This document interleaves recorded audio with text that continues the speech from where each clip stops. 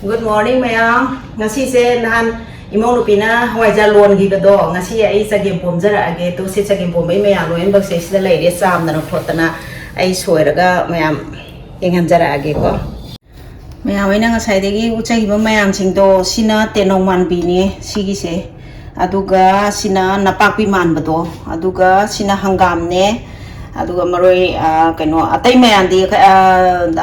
di afang khara dum tau jare ba ko ada si nga sino horen thakchara ge to bani nga mulairoga nga paiga dai ke ko ngari matat am su yawe ado horen si sing si khatang sima horen thau tur pada hapchara ge aina pomja ga doi ba hawai jar do sida legjare aduga horen sok tong no ba mayam do si tilhau janum si loi bak si sema thamjare yongchak maru si ha khrani yongchak maru khra lei pakon si soidri adu makhok si gaidi aina ahan ba cooker da aidi hana cooker kam thok jagani ba ko aduga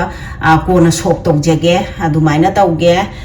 si napak kano si phadigonggi makhok akan ba se si jo aina thau sok tok da hap ke na thamini sini ma'am khatana dum yengmina se ching se hapani yam de ching se khadang dam ching ju tang khai ma hap khrage Master Royal si ju khara tor pada yaung no ba mana hai rage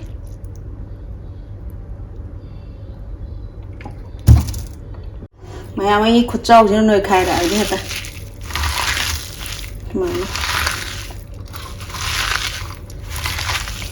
mana biri noi khai rage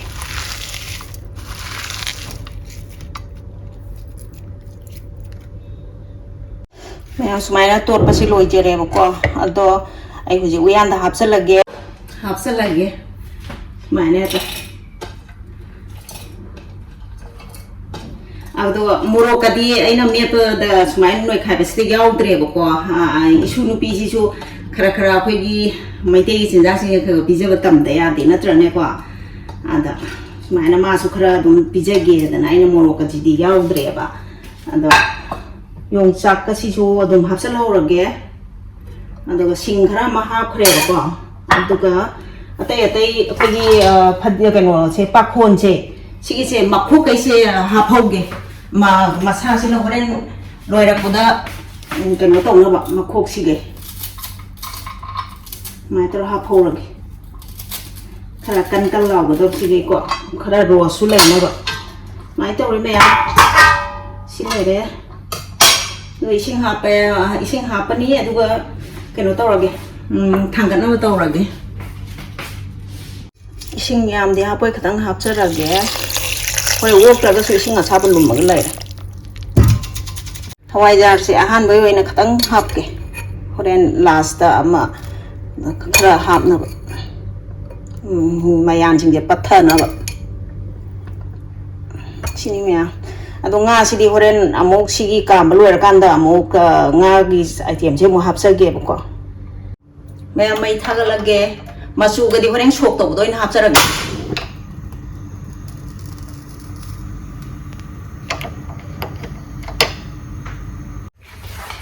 cooker sumaina ahum mari raktang kame dana ko aduga hangdoga magi kari nga cha kari singse loi tha age aduga hawai ja khara amju tha ani aduga horen sok to da khara amju hapage adone mayam smai ye mine se khuthong je amaga budi mana deba ai smai sum thonge se khuthong se khoi ima khoi pok ima duna ko smana kano taroga process is main tawai ko ada akhina angang oi ringe da ko boy de ge isalle sagim bom gi process e no ai tawre e ho ji phau adum ningching ga lai mari rakti sure ado hangdo ga yeng ase ya hangdo smai le ko se ahan ba ko ina ai ma chu khatang hapsen je aduga horen thau ngo ga ko Hena machu phajana budi thau no bro ina tha ge ba si khari ge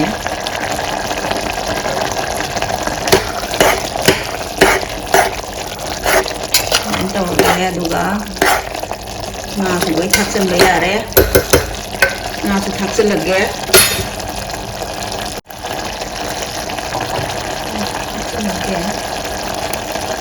tꯧꯔꯒꯦ ꯑꯗꯨꯒ ꯉꯥꯛꯇꯪ ꯑꯃꯨꯛ ꯊꯝꯖ ꯍꯋꯥꯏꯖꯥꯔꯁꯨ ꯁꯣꯛ ꯇꯧꯕ ꯅꯠꯇꯕꯗ ꯈꯔ ꯑꯃꯨꯛ ꯊꯛꯆꯒꯦꯀꯣ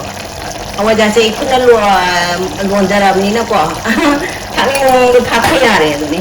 ꯍꯋꯥꯏꯖꯥꯔ ꯆꯒꯦꯝꯄꯣꯝꯕ ꯍꯥꯏꯗꯨꯅꯤꯅ ꯍꯋꯥꯏꯖꯥꯔꯅ ꯈꯔ ꯅꯝꯃꯒ ꯍꯥꯎꯏꯗꯅ ꯁꯨꯃꯥꯏꯅ ꯇꯧꯔꯦ ꯑꯗꯨꯅꯦ ꯃꯌꯥꯝ ꯑꯃꯨꯛ ꯐꯖꯅ ꯑꯣꯠꯈꯥꯏꯒꯦ ꯃꯩꯁꯦ ꯐꯖꯅ ꯂꯩꯈꯠꯀꯦ ꯑꯩ ꯂꯩꯊꯔꯝꯕꯅꯤ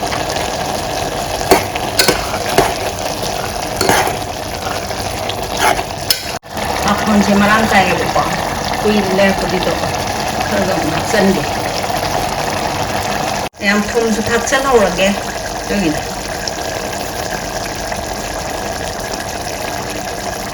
ꯌꯥꯝ ꯊꯥꯎꯁꯤ ꯃꯨꯟꯕ ꯃꯥꯜꯂꯦ ꯇꯦꯖꯄꯇꯥ ꯊꯥꯗꯖꯔꯒꯦ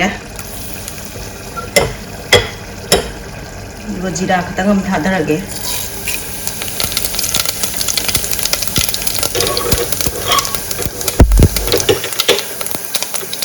ꯇꯤꯜꯍꯧ ꯊꯥꯗꯔꯒꯦ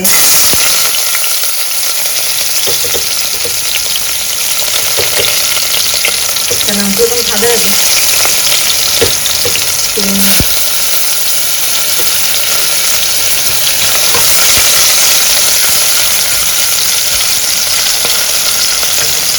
ꯄꯥꯛꯄꯤꯁꯨ ꯊꯥꯗꯔꯦ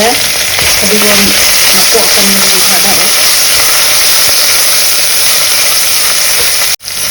ꯃꯌꯥꯝ ꯃꯆꯨ ꯐꯖꯅꯕ ꯑꯩꯈꯣꯏ ꯃꯆꯨꯁꯨ ꯍꯥꯞꯆꯜꯍꯧꯔꯒꯦ ꯑꯗꯨꯒ ꯍꯋꯥꯏꯖꯥꯔꯁꯨ ꯉꯧꯔꯛꯑꯒꯦ ꯃꯆꯨ ꯍꯥꯞꯆꯜꯂꯒꯦ ꯑꯗꯨꯒ ꯃꯤꯊꯤ ꯄꯥꯎꯗꯔꯁꯨ ꯈꯤꯇꯪ ꯍꯥꯞꯀꯦ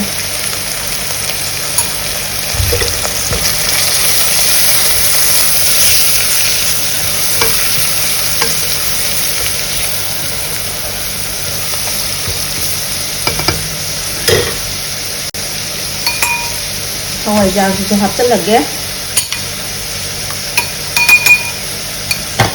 ꯍꯋꯥꯏꯖꯥꯔꯁꯤ ꯈꯔ ꯊꯥꯎ ꯉꯧꯕꯗ ꯁꯨꯃꯥꯏꯅ ꯍꯥꯞꯄꯒꯦ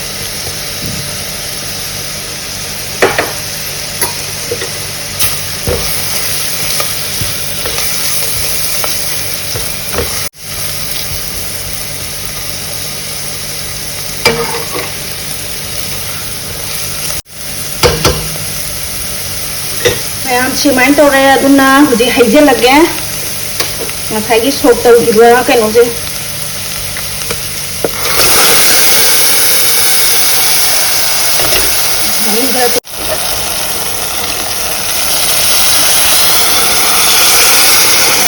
ꯉꯁꯥꯏꯗ ꯏꯁꯤꯡꯁꯦ ꯁꯥꯍꯜꯂꯒ ꯊꯝꯃꯕꯅꯦ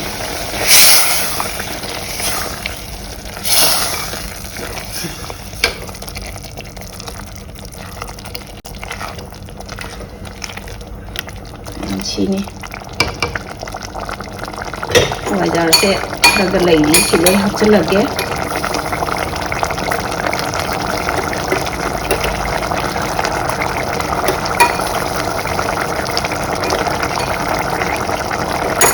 ꯁꯤ ꯁꯧꯍꯜꯂꯒꯦ ꯍꯣꯔꯦꯟ ꯀꯩꯅꯣ ꯇꯧꯔ ꯄꯥꯈꯣꯟꯁꯦ ꯍꯣꯔꯦꯟꯁꯨ ꯑꯃꯨꯛ ꯑꯔꯣꯏꯕꯗ ꯊꯥꯛꯀꯦ ꯍꯧꯖꯤꯛꯁꯨ ꯑꯃꯨꯛ ꯈꯤꯇꯪ ꯊꯥꯛꯀꯦ ꯉꯥꯏꯍꯥꯛ ꯁꯧꯍꯟꯈꯤꯒꯦ ꯁꯨꯃꯥꯏꯅ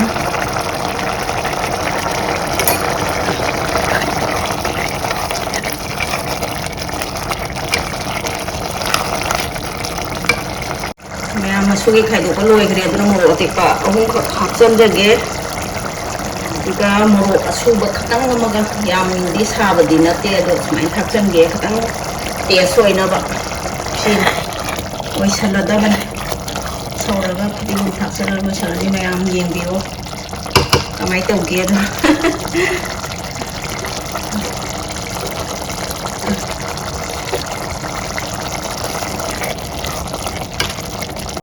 ꯃꯌꯥꯝ ꯐꯥꯏꯅꯦꯜ ꯑꯣꯏꯅ ꯄꯥꯈꯣꯟꯁꯦ ꯊꯥꯛꯆꯟꯖꯔꯒꯦ ꯑꯃꯨꯛ ꯁꯨꯃꯥꯏꯅ ꯑꯗꯨꯒ ꯐꯗꯤꯒꯣꯝꯁꯦ ꯊꯥꯛꯆꯜꯂꯒꯦ ꯁꯨꯃꯥꯏꯅ ꯑꯗꯩ ꯃꯌꯥꯝ ꯁ꯭ꯋꯥꯏꯗ ꯁꯨꯝ ꯆꯒꯦꯝꯄꯣꯝꯕꯁꯦ ꯂꯣꯏꯁꯜꯂꯒꯦ ꯁꯨꯃꯥꯏꯅ ꯁꯨꯃꯥꯏꯅ ꯇꯧ ꯆꯒꯦꯝꯄꯣꯝꯕꯁꯦꯀꯣ ꯁꯨꯃꯥꯏꯅ ꯇꯧꯔꯦ